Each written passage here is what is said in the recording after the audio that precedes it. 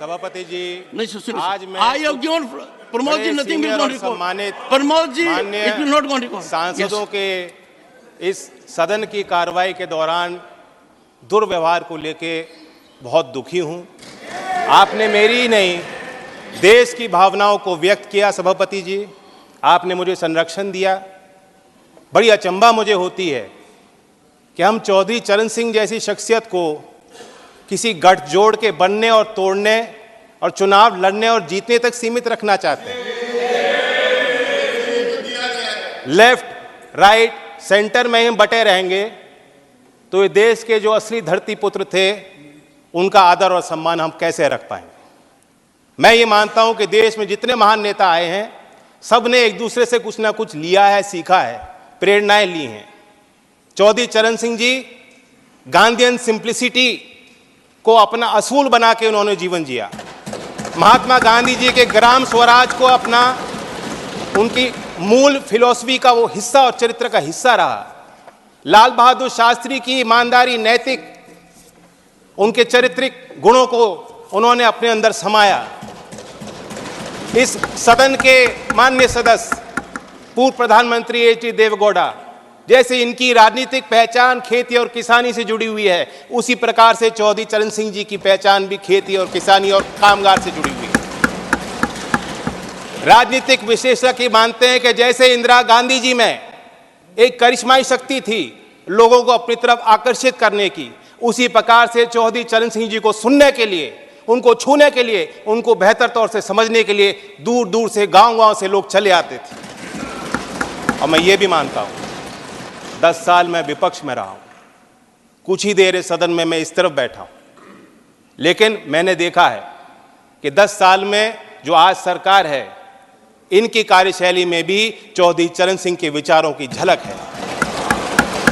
जब आदरणीय प्रधानमंत्री जी ग्रामीण क्षेत्र में शौच की दुर्व्यवस्थाओं पर प्रकाश डालते हैं, जब महिला सशक्तिकरण को अपना प्लेटफॉर्म भारत सरकार बनाती है और गांव-गांव में जागृति पैदा करती है, तो मुझे उसमें चौधरी चरण सिंह जी की बोली याद आती है।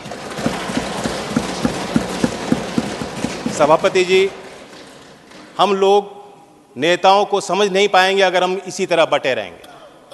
कुछ लोग उनके अंदर भ्रम है, कुछ लोग ये भी कहते हैं, मानते हैं कि चौधरी चरण सिंह जी जाटों के नेता थे या सिर्फ किसानों की वकालत करते थे। ऐसा नहीं, वो विचारक थे और उनके इंटेलेक्चुअलिज्म पे जो टेरेंस जे बायर्स, जो प्रोफेसर थे oriental college in African studies London school में, यूनिवर्सिटी ऑफ लंदन में, उन्होंने किताब लिखी है चरण सिंह 1902 to 87 एन असेसमेंट। मैं उससे कोट करना चाहूँगा सर। चरण Singh did have incisive intelligence and he undoubtedly applied it to a continuing study of agricultural problems in Uttar Pradesh. Judgment on whether he was an intellectual, of course, turns to one definition of intellectual.